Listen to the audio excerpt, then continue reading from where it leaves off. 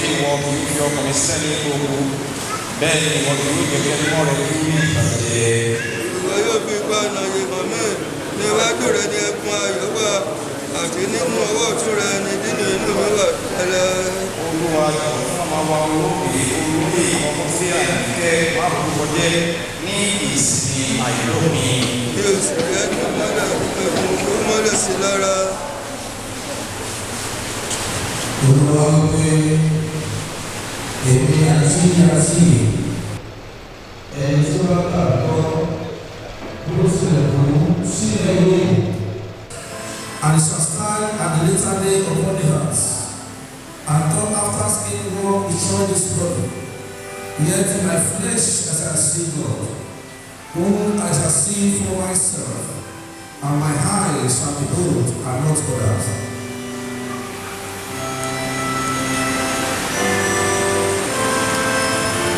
Rántí ẹ̀ṣẹ̀ ìgbà èwe mi àti ìkọjá mi gẹ́gẹ́ bí àánú rẹ, ìwọ rántí mi Olúwa nítorí ọ̀rọ̀ rẹ.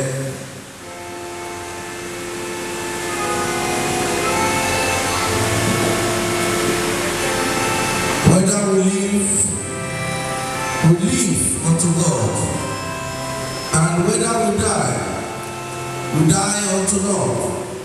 Whether we live, therefore or die, we are the Lord's.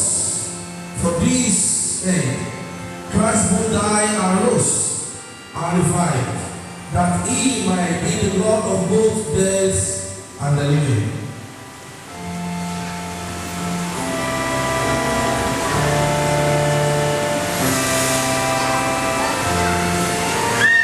Alábòkúni fún àwọn ẹni tí ń ká nítorí tí a ó tù wọ́n nínú. Ẹ má sì jẹ́ kí ọkàn yín dàrú. Ẹ gba Ọlọ́run gbọ́, ẹ sì gbà mí gbọ́ pẹ̀lú. Nínú ilé bàbá mi ọ̀pọ̀lọpọ̀ ìgbé ló wà níbẹ̀. We brought nothing into this world, and the certain we take nothing out. The Lord gave, and the Lord has taken away. Blessed be the name of the Lord.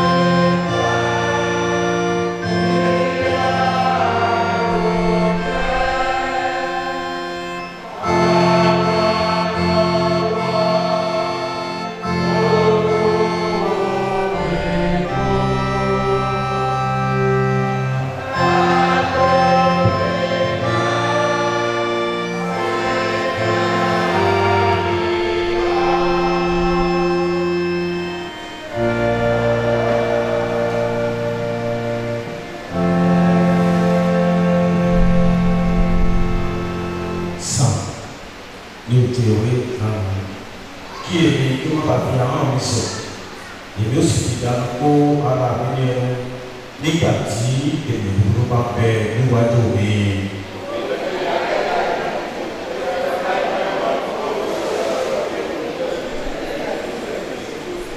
Àyà mi gbóná nínú mi nígbà tí èmi ronú iná nígbà náà ni mo fi ahọ́n mi sọ̀rọ̀.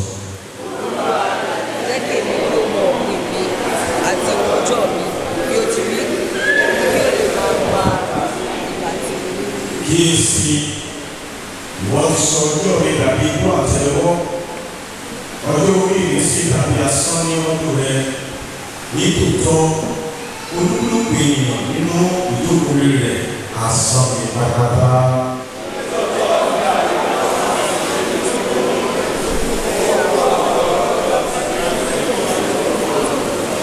Ǹjẹ́ nísinsìnyí Olúwa kí ni mo dúró dè ìrètí mi bẹ ní ọ̀dọ̀ rẹ.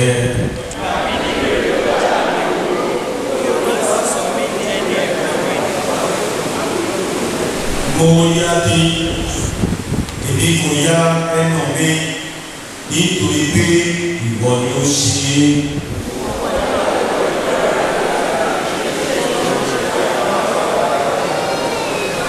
Nígbà tí wọ́n bá fi ìbáwí kìlọ̀ fún ènìyàn nítorí ẹ̀ṣẹ̀ ìwà aṣẹ́wá rẹ̀ á bá ń gbé kòkòrò aṣọ nítòótọ́ asán ní ènìyàn gbogbo.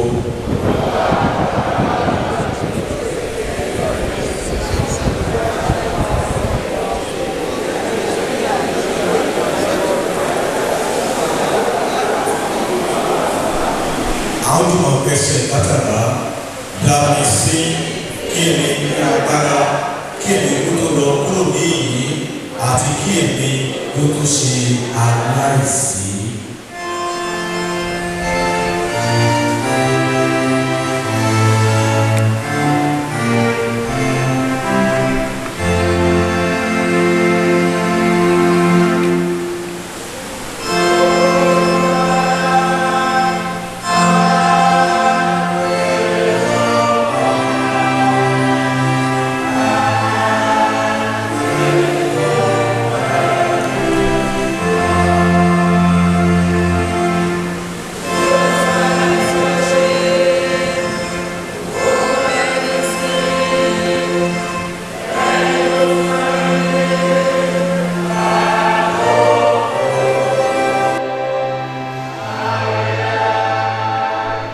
Ẹgbẹ́ ìjọ ìdókòwò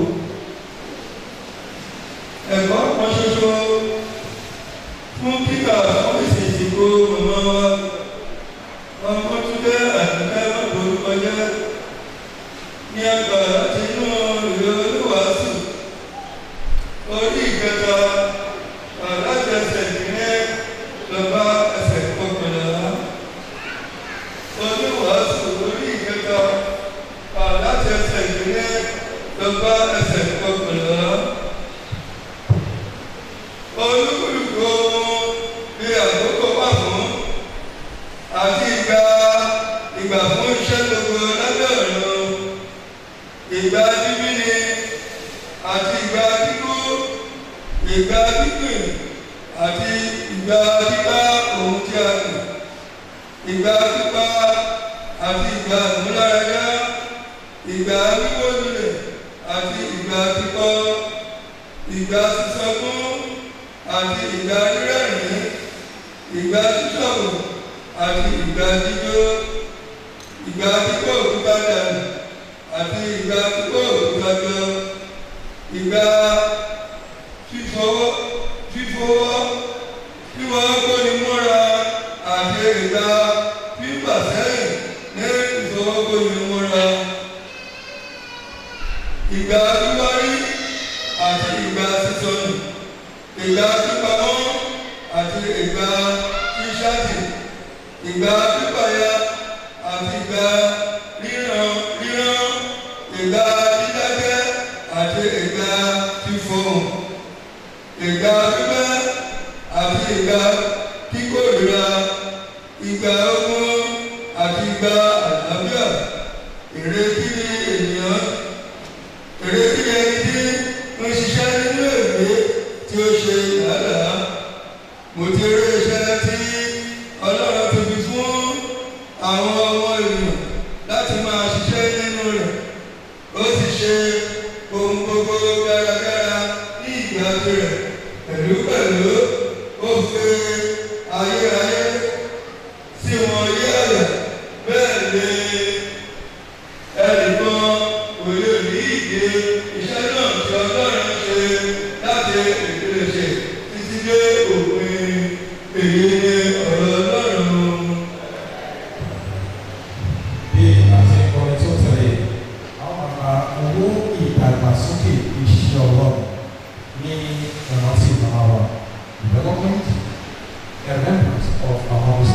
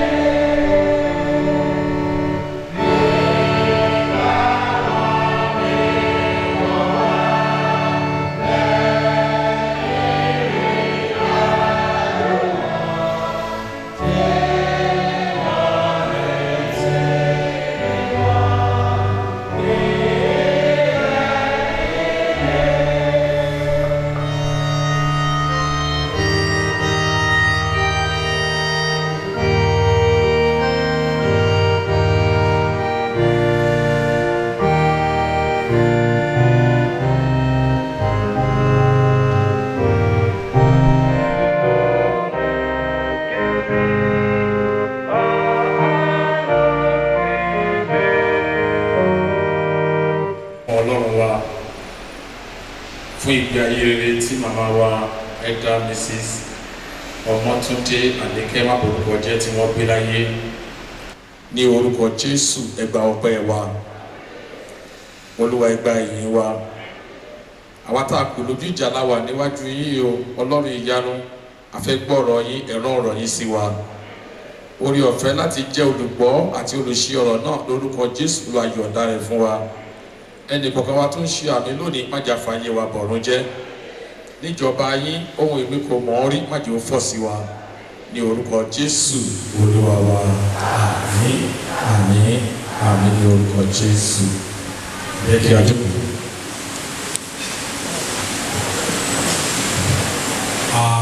Ọlọ́run lẹ́ẹ̀kan sí tí ó fún wa ní orí ọjọ́ rere láti ṣe ayẹyẹ fún àwọn wa yìí. Àsìkò àdúrà wípé Ọlọ́run tó ti ń bá wa bẹ̀rẹ̀ lórúkọ àkókò láti máa ṣe ayẹyẹ fún àbá yìí lórúkọ Jésù Ọlọ́run náà kò ní fi wá sílẹ̀. yóò mú wa ṣe àṣeyọrí. Mo kí àwọn àlùfáà lórí òkè ìbẹ̀rẹ̀ láti ọ̀dọ̀ wa Vicar in charge and all other ministers their blessings. Mo gbàdúrà ní orúkọ Jésù ẹnikẹ́ni nínú wa àwọn ìgbọ́jọ́ ọlọ́jọ́ lọ. Mo kí àwọn evangelist, mo kí àwọn ẹgbẹ́ akọrin, mo sì kí gbogbo ìjọ ọlọ́kùnrin àti lóbìnrin. Ní pàtàkì mo kí gbogbo ẹbí máa borúkọ jẹ́ àti ẹbí Odùṣígà. Mo gbàdúrà wípé lórúkọ Jésù ọdún á jìnnà síra wọn o. Bí ẹ ti tọ́jú màmá nígbà ayé wọn tí kó tó di pé wọ́n jẹ́ ìpè Ọlọ́run. Mo gbàdúrà wípé lórúkọ Jésù àwọn ọmọ tó máa tọ́jú ẹ̀yin náà lórúkọ Jésù ẹ ò ní mọ bójì wọn o. Lórúkọ Jésù ti Násárẹ́tì Ọlọ́run tó mú ní tẹ̀síwájú lórúkọ Jésù yóò máa mú yín tẹ̀síwájú. Ẹ ò ní ṣìṣe o, ojú ò sì ní tì yín. Mo rí ìtàn màmá nínú ìwé tí wọ́n fún wa ní page 19. Ní page 19 mo dẹ̀ fẹ́ yára kà á torí pé mo ṣe rí pé ó kéré níwọ̀nba ṣùgbọ́n ó ní àwọn ọ̀rọ̀ tó pọ̀ nínú dáadáa. Mrs. Omotunde Anike Mabodukoje was born into the family of late Pa Joseph Oduniyi and Mrs. Rosanna Odushiga on the 9th of May 1950. She attended primary school in Lagos and later started working in her teenage year as typist. After her primary education, she started working as a teenager, working as a shorthand typist to enable her parents send her immediate younger sister to school. She later learned tailoring, becoming a sewing mistress with numerous trainees. All this time, she abandoned her education to train her younger siblings.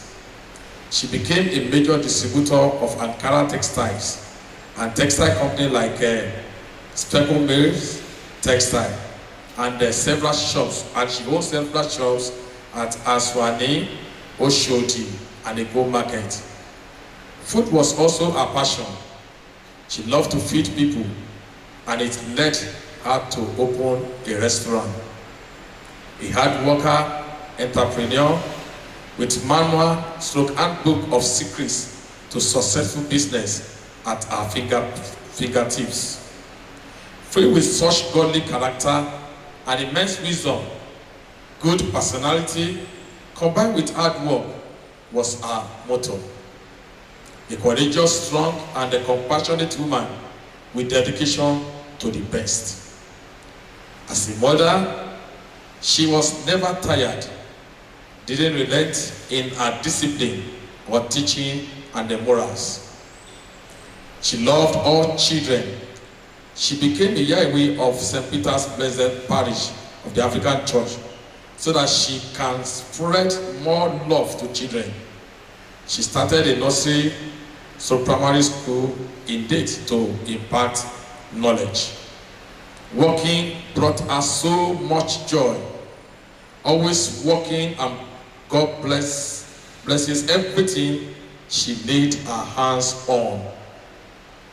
Another strong saying of hers, and I quote, "If your heart is clean to fellow human and you work hard, God will bless the work of your hands." Bí inú rẹ̀ bá mọ́ sí ọmọ àlàkejì, ohun tó bá dáwọ́lé yóò máa yọrí sí rere. She embodied patience, confidence, and hope.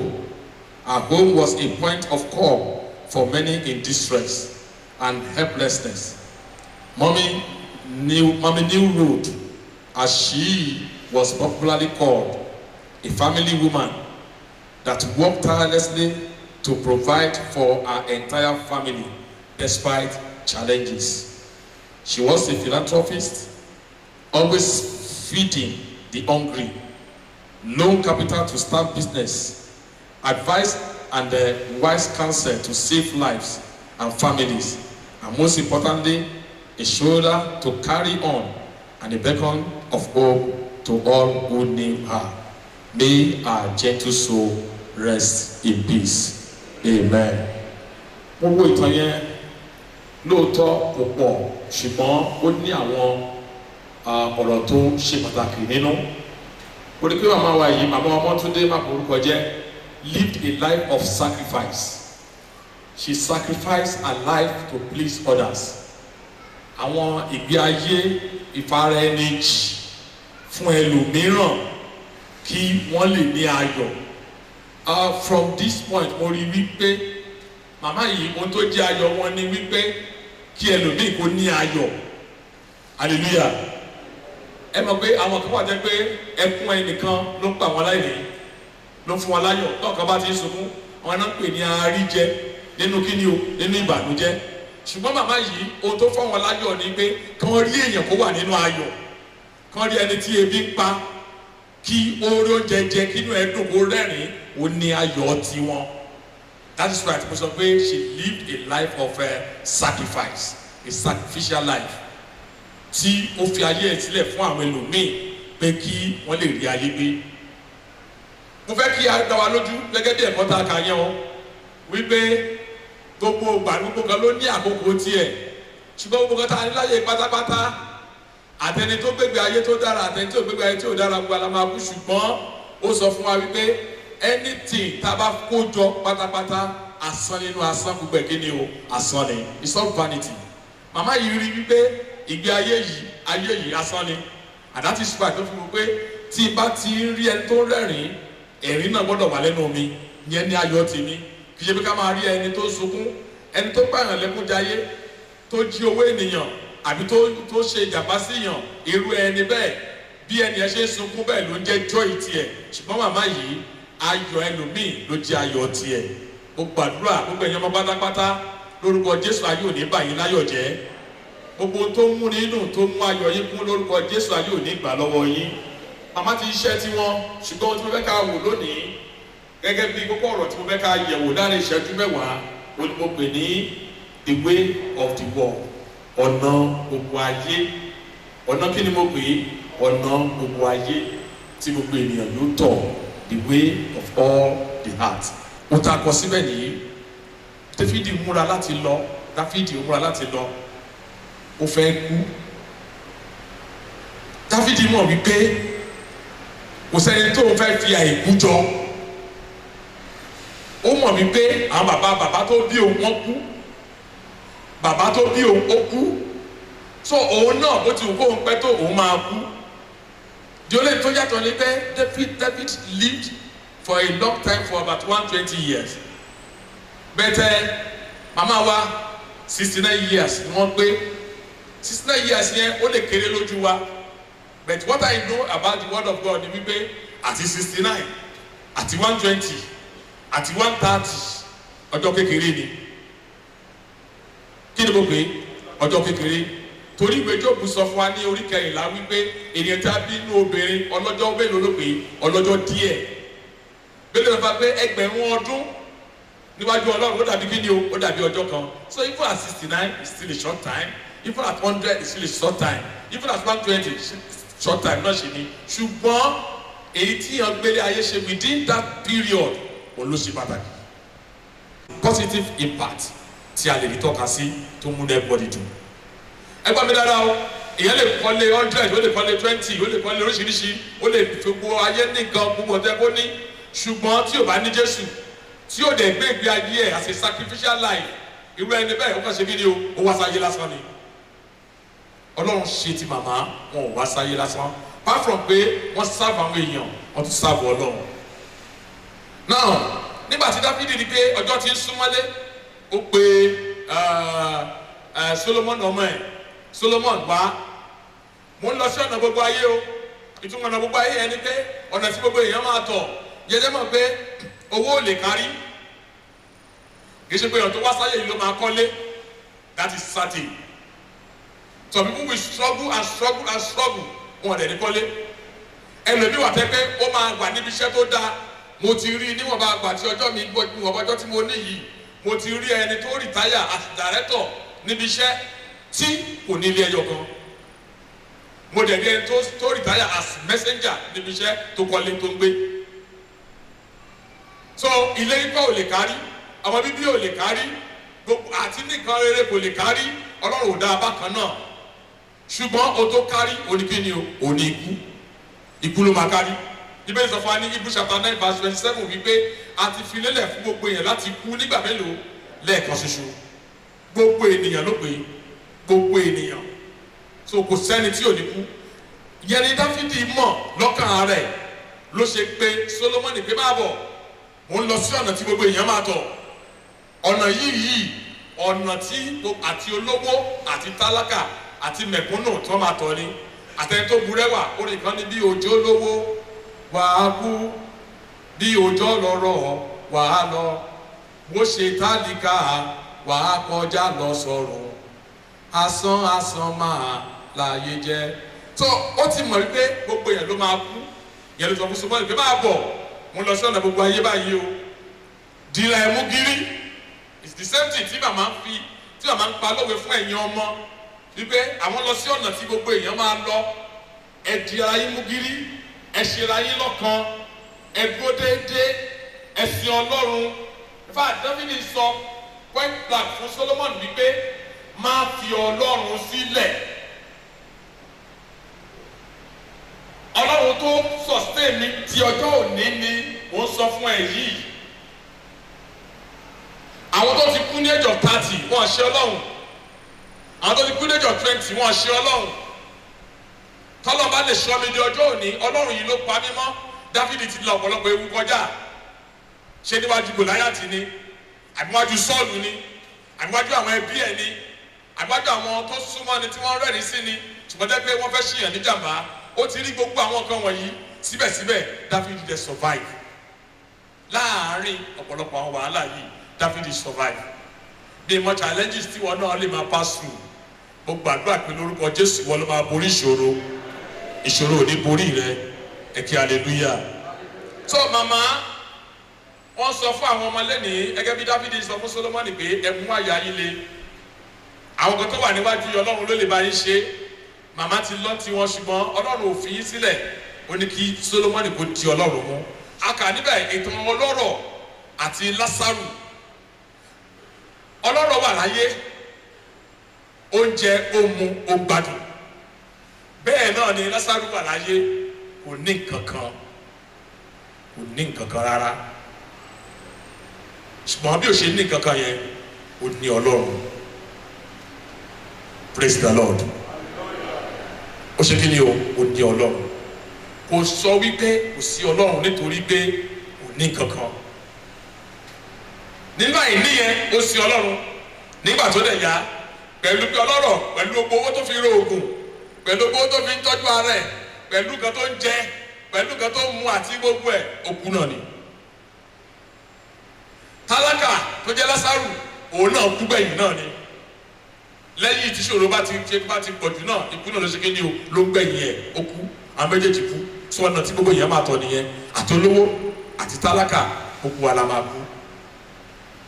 náà ọ̀nà tí ọmọ yẹn máa tọ̀ yìí ọ̀nà yìí wá pín sí méjì sẹ́rí ikú yẹn ló máa jẹ́ kí èèyàn mọ ibi tí ó lọ bẹ́yìn ò bá kú tábà pè lọ́wọ́ nísìnyí pé ta ló fẹ́ lọ sọ́run tó dáa but everybody gbogbo ala ti mọ̀ we know everything about hell and heaven there is hell there is heaven gbogbo ala mọ̀ yẹn tábà pè lọ́wọ́ pé ta ló fẹ́ lọ sí heaven kò sẹ́ni tí ò ní náwó ṣùgbọ́n ó ní ọ̀nà tí èèyàn máa tọ̀ débẹ̀ kó tó lè débẹ̀ kó tó lè dé ọ̀rọ̀ tá a sọ yìí.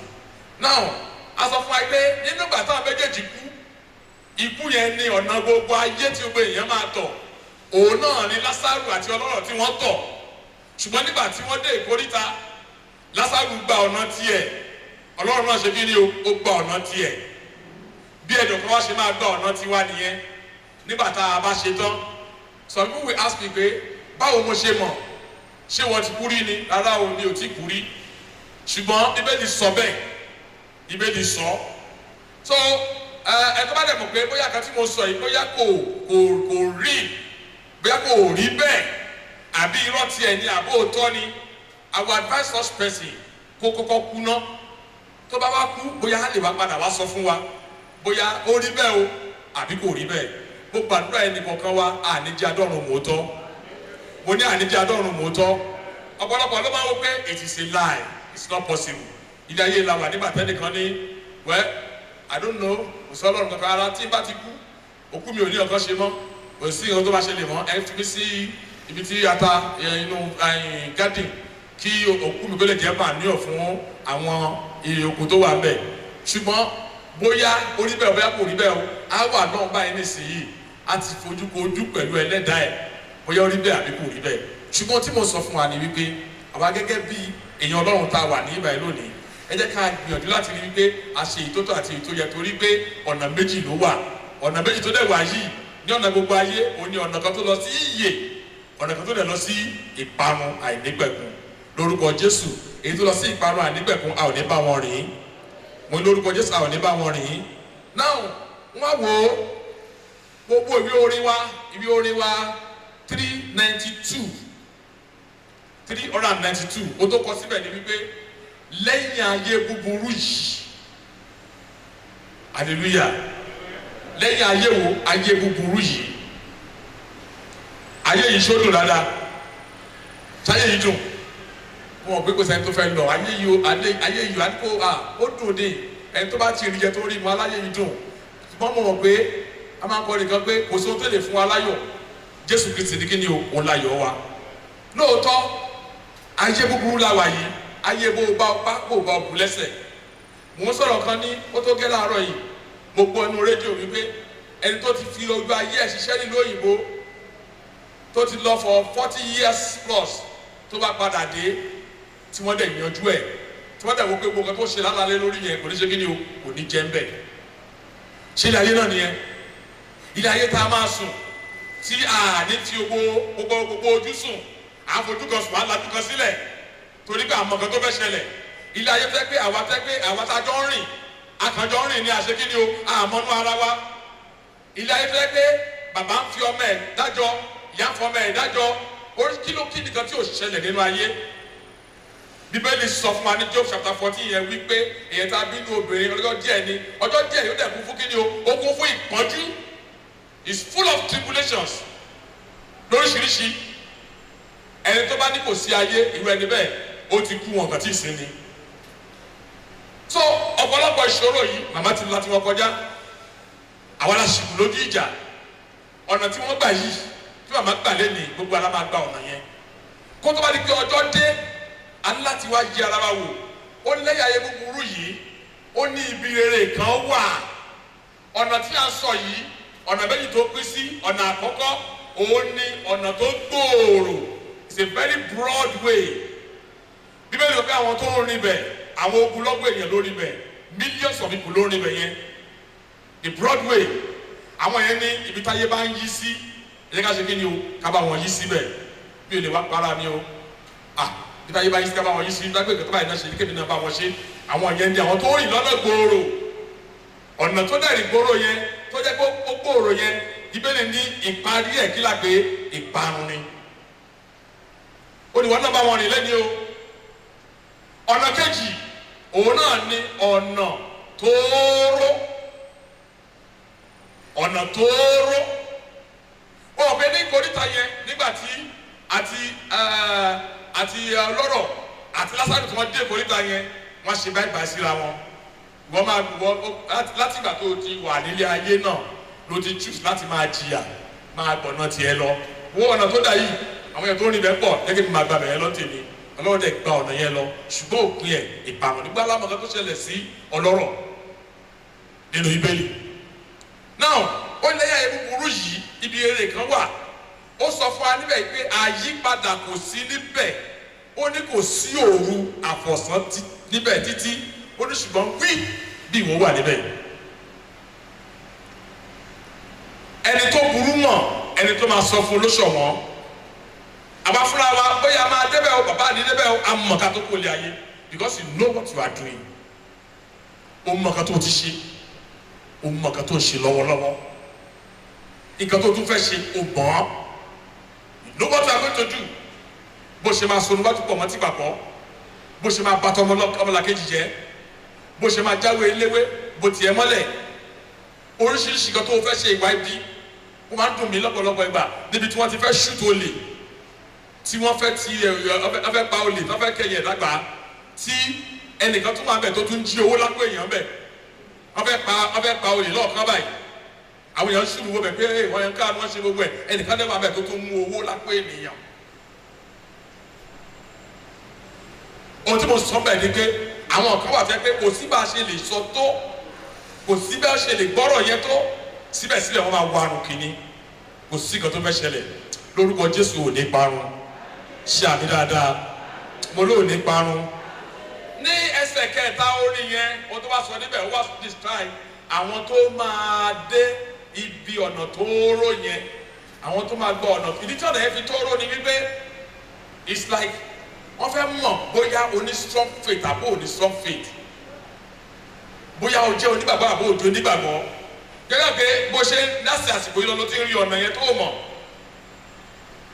wọ́n fẹ́ mọ̀ pé onígbàgbọ́ àbó onígbàgbọ́ màmá wa tí a gbé sílẹ̀ yìí lónìí wọ́n ti la ọ̀pọ̀lọpọ̀ ìṣòro kọjá ṣùgbọ́n wọn àti torí yẹn ká sọ wípé àwọn ò sí Jésù mọ́ ẹ̀yin ọmọ wọ́n ti fẹsẹ̀ ilé Jésù wọ́n ti jẹ́ kẹ́ ẹ mọ̀ pé Jésù nìkan ló lè bá yín ṣe wọ́n ti sin Ọlọ́run wọ́n àti báwọn ò sí Jésù mọ́ pẹ̀lú ìṣòro tó wù kó lè dé àwọn náà ta wà lójú ìjà yìí nígbà tí wọ́n rin ọ̀nà yẹn ọ̀nà tóóró ni wọ́n rìn ọ̀nà yẹn oríṣiríṣi ẹ̀gún ló wà ń bẹ̀ oríṣiríṣi pèníjà ló wà ń bẹ̀ tó lè fẹ́ discourage jẹ́ wípé àbí kéèyàn padà sẹ́yìn àbí kéèyàn padà sẹ́yìn ẹni ni ò ní padà sẹ́yìn ẹlẹ́ni ò ní padà sẹ́yìn. ó bá ní sábà àwọn tó máa rìn lọ́nà tóóró yẹn ó di first person ó ní àwọn tó máa gba àbẹ̀ kọjá ní àwọn onírẹ̀lẹ̀ the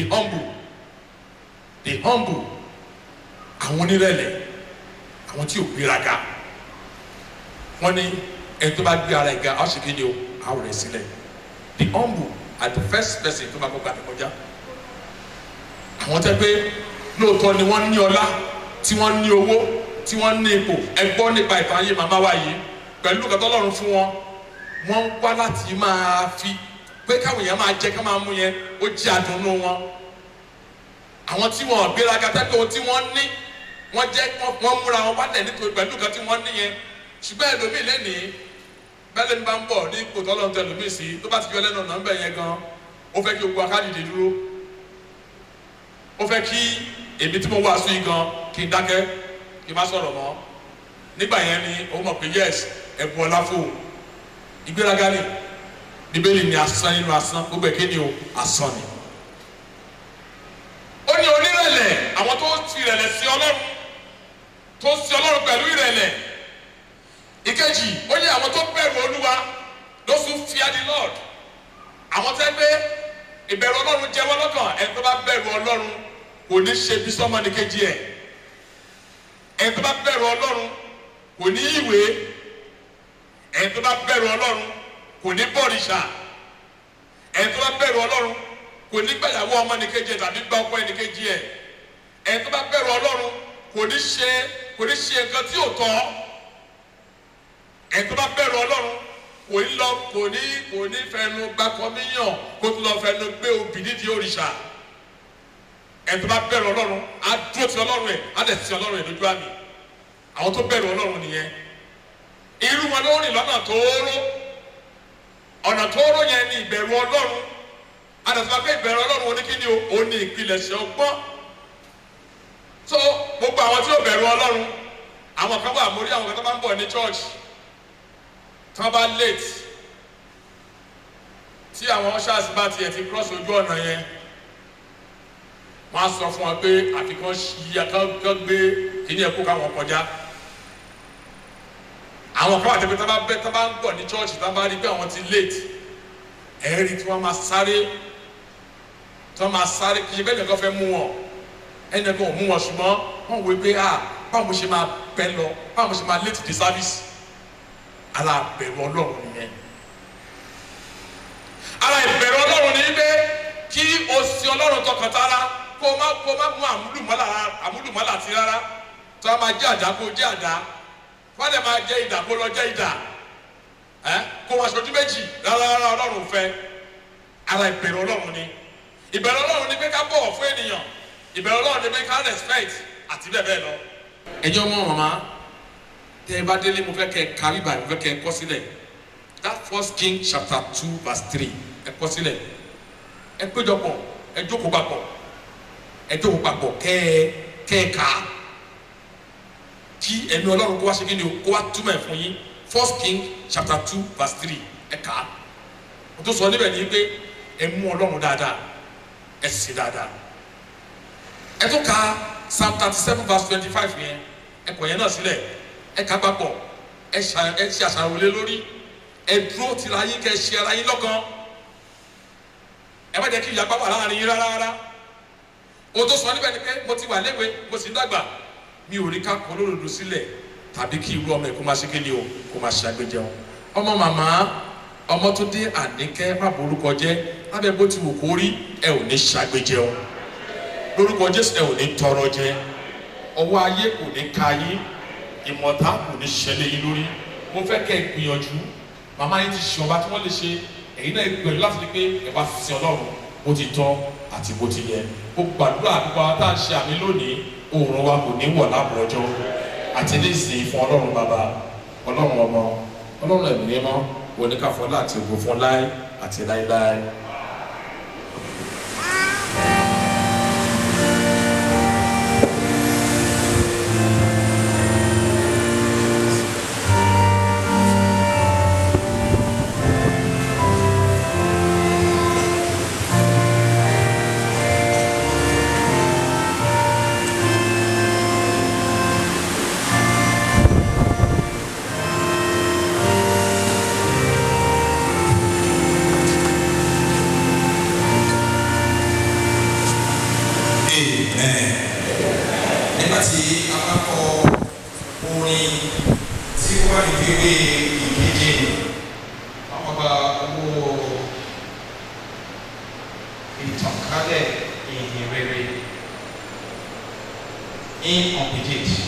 Before the next prayer.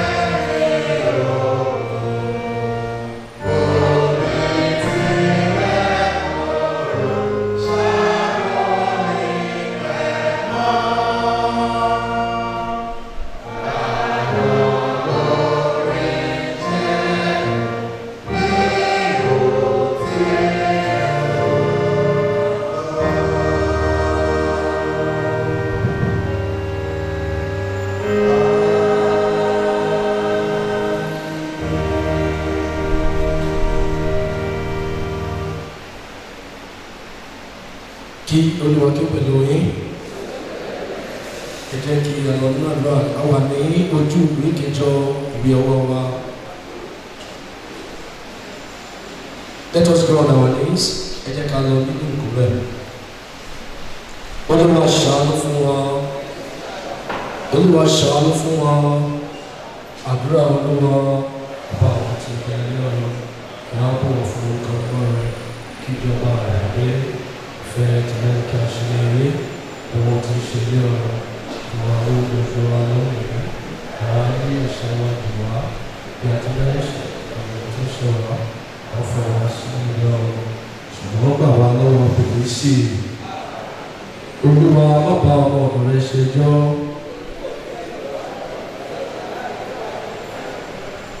Fún màmá wa yìí olóògbé ìyáàfin Ọmọ́túndé Àníkẹ́ má borúkọ jẹ́ nísìnyí àgbépẹ̀kọ́.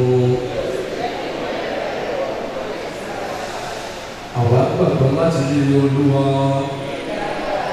Olúwa gbọ́ àdúrà wa.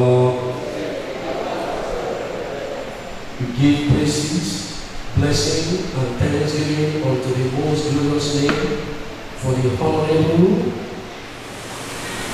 and serviceable life of our dear mother, late Elder Mrs. Omotunde Anike Maburukoje, whom thou hast called unto thyself from this sinful world.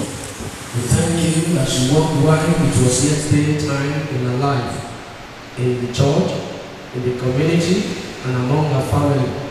We pray to you, Father, to accept all the good works done and pardon all her shortcomings. Teach us to apply our hearts unto wisdom, so that we may also be acceptable with thee at the end of our time, through Jesus Christ our Lord. Ọlọ́run Olódùmarè, ẹni tí ṣẹ́gun ikú nípa Jésù Kristi ọmọ bíbí rẹ̀ kan ṣoṣo, tó sì tún sílẹ̀kùn ìyè àìnípẹ̀kun sílẹ̀ fún wa. Àwa ń dúpẹ́ lọ́wọ́ rẹ fún ìgbésí ayé ìránṣẹ́ rẹ olóògbé ìyáàfin Ọmọ́túndé Àníkẹ́ Maburukoje, ẹni tó parí iṣẹ́ rẹ̀ ní ayé ní ti ìgbàgbọ́ àti ní ìbẹ̀rù rẹ. Àwa sì ń bẹ̀bẹ̀ lọ́dọ̀ rẹ pé nípa àpẹẹrẹ àti ẹ̀kọ́ àwọn èèyàn mímọ́ rẹ gbogbo tó kọjá lọ sí ibi ìsinmi rẹ ológo, kí àwa náà lè jẹ́ alátọ́pín pẹ̀lú wọn nínú ìmọ́lẹ̀ rẹ àìlópin. Tu àwọn ọmọ ẹbí, ọ̀rẹ́ àti gbogbo àwọn tó ń ṣe tìrẹ nínú. Má ṣe máa ṣe olùrànlọ́wọ́, alátìlẹ́yìn àti aláàbò wọn lọ́jọ́ gbogbo, nítorí ìtòyè Jésù Kristi ọmọ rẹ Olúwa àti Olùgbàlà wa. Bàbá wa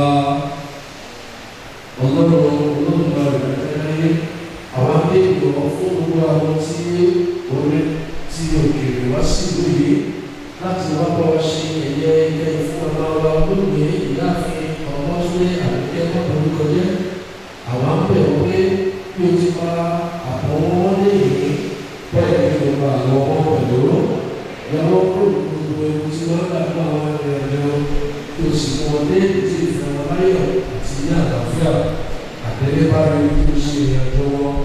A sì ń bẹ̀ wọ́n kí o jẹ́ kí ọjọ́ wa dalẹ̀, kí a dúró kí a tọ́, kí a sì sin àwọn ọmọdé ibi tí ẹ̀rù kò tún ní bà wọ́n lóde ayé, kí a tún tún ìpìlẹ̀ lọ́jọ́ gbogbo ṣe wòye fún wa nítorí Jésù Kristi olùràpadà wa.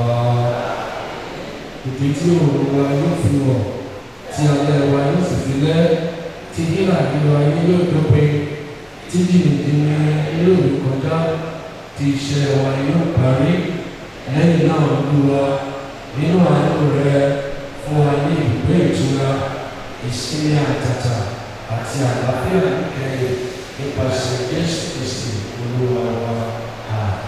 Orí ọ̀fẹ́ Jésù Kristi Olúwa wa àti ìfẹ́ tí Ọlọ́run adájọ́ ti ẹ̀ mímọ́ tó bá bá gbàgbé látòlé ìdíláláì. Kí ẹnìkan kí hallelujah. Shall we pass now for Jesus?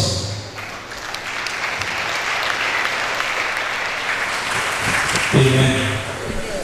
Let us listen to the few minutes to say something for us. First, we appreciate God for meeting and sisters.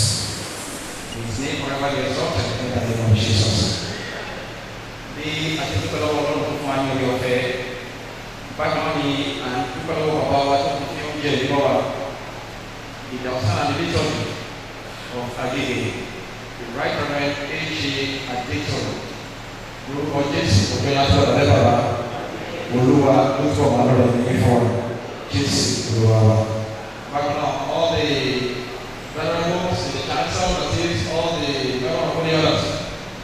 Lastly, Mama, the Venerable Bentley was once here, the Venerable Venable, the Venerable Tukiola from Lagos Secretary Houses, and the Reverend Kalam Ojo, young Reverend Emo Joseph and Reverend Ayo Oni, and myself, who are going to go on many, and I also media,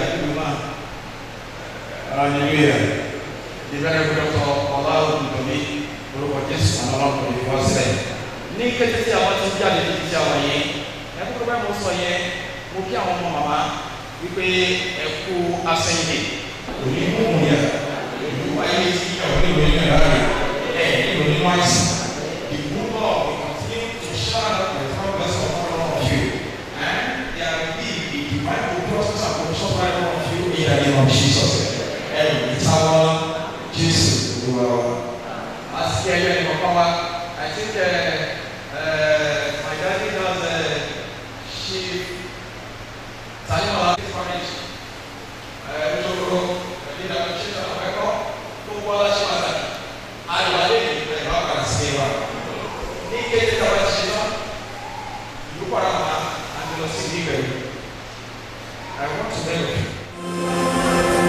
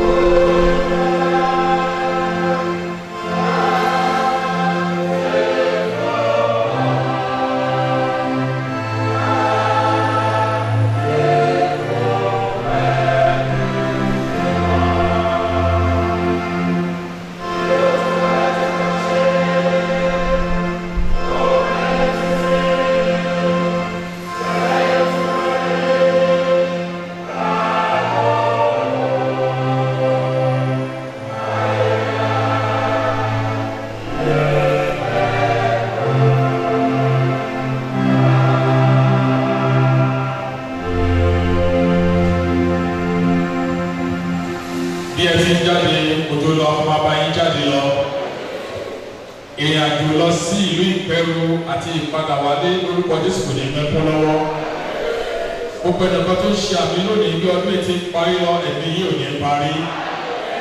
Níparí ọdún yìí ẹ̀rù ìròyìn tọ́ka sí àti ìbùkún Ọlọ́run Olódùmarè ti Bàbá ti Ọmọ àti ti Ẹ̀mí Mímọ́ kí ó wà pẹ̀lú yín kí ó máa bá yín gbé láti ìsinsìnyí lọ àti títí láéláé.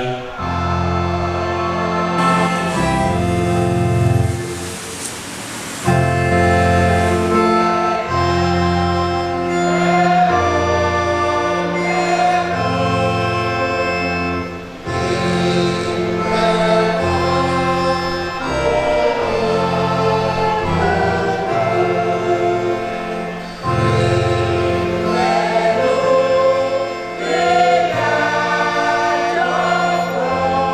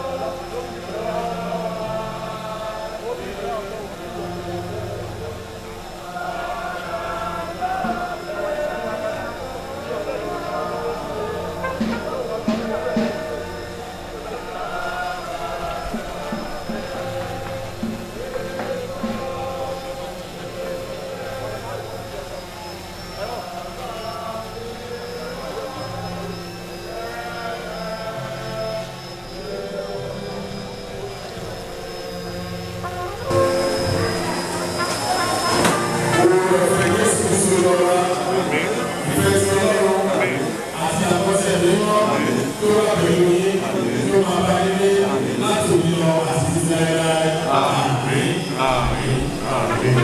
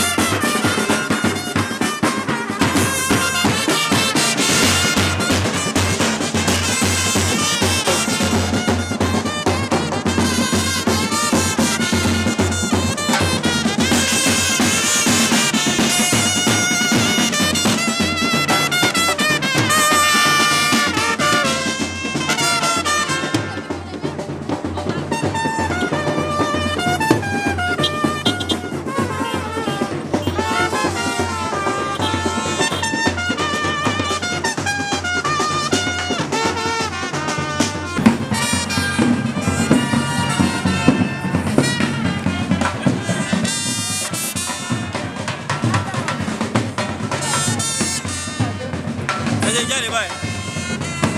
Ó yá.